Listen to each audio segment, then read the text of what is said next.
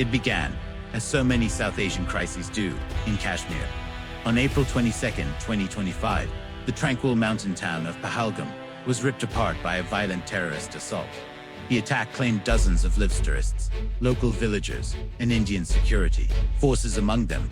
The gunfire and explosions echoed through the valleys, but their shockwaves traveled much farther. Within hours, Indian officials accused Pakistan-based militant groups, naming Lashkar-e-Taiba and Jaish-e-Mohammed, to organizations with long histories of violence in Kashmir and beyond. For New Delhi, this was not just another terrorist attack, it was a challenge to its sovereignty. India's initial response was fast and furious. Search operations combed through the valleys. Firefights broke out with suspected militants, and houses were destroyed in retaliatory sweeps.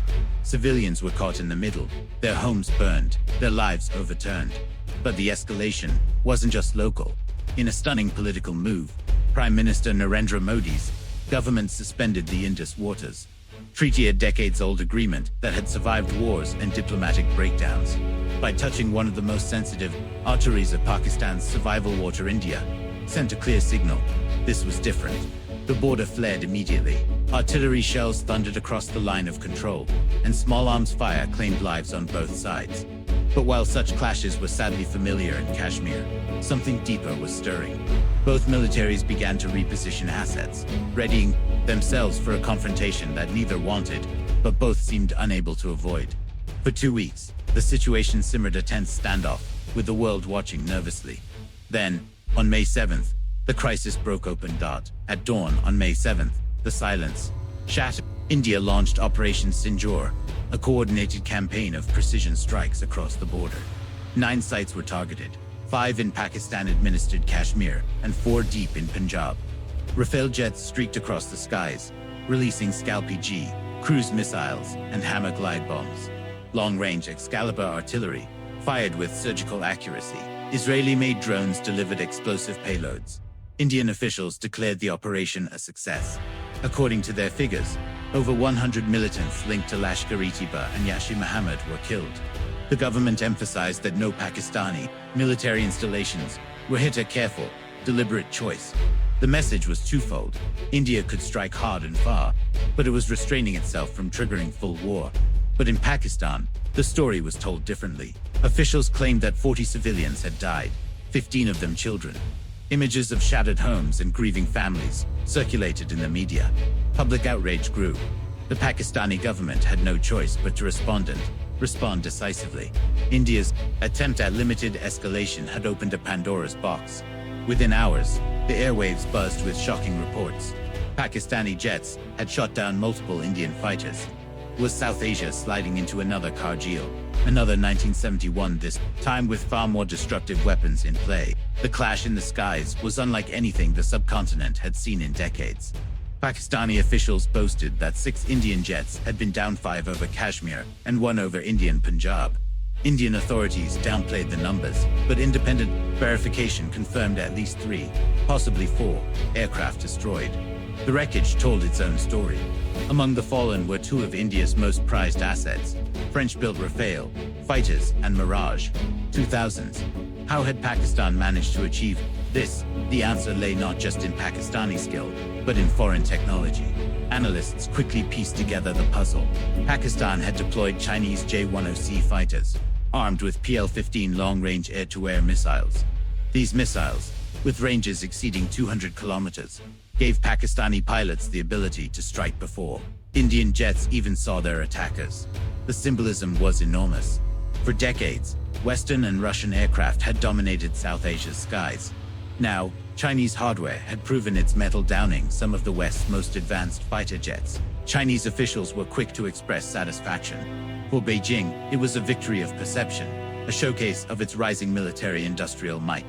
For India, it was a humiliation, a reminder of how vulnerable even its most modern assets could be. But this wasn't just about pride, it was about momentum.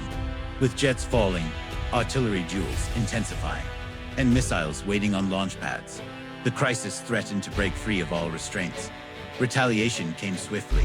Pakistani artillery thundered across the line of control, killing civilians and soldiers alike. On May 8th, Pakistan escalated further. launching drone and missile strikes against 15 sites in western and northern India. Satellite imagery later confirmed limited damage, thanks to India's layered air defense systems.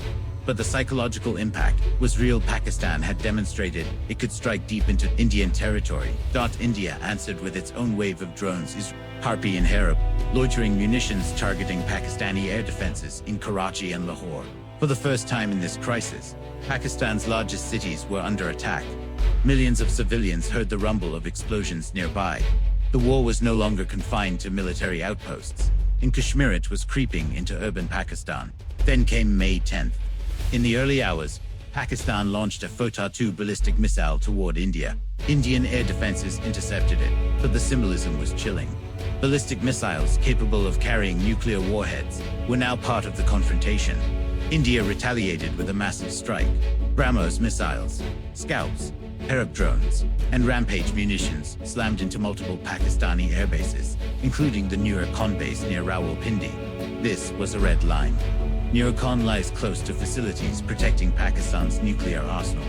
Rumors spread that India had even struck the Karana Hills nuclear site, though evidence never surfaced.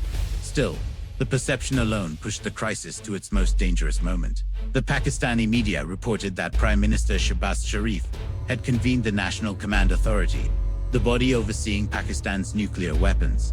Whether the meeting truly occurred was irrelevant. The signal was clear. Pakistan was hinting at nuclear readiness. The world had seen crises before: Kargil in 1999, Balakot in 2019, but this was different. Missiles were flying, jets were falling, nuclear facilities were under threat.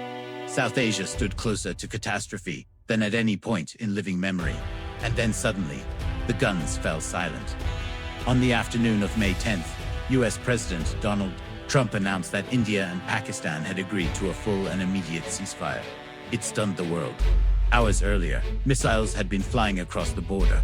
Now peace, or at least a pause, had descended. What changed? In truth, the ground had been shifting behind the scenes for days. While Washington initially dismissed the crisis as not our business, by May 9th, it was deeply engaged. Vice President Vance had spoken to Prime Minister Modi.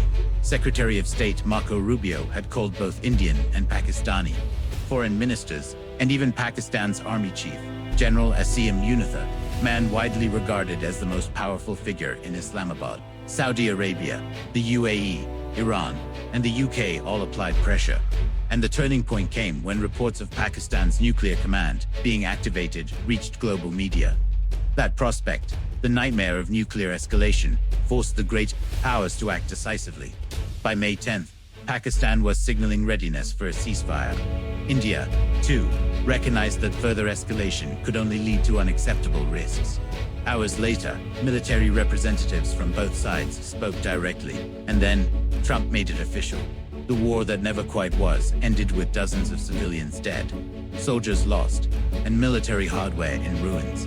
The strikes on the Nur Khan base and the downing of Indian Rafales by Chinese missiles became the lasting symbols of the conflict. But beyond the headlines lay a deeper lesson.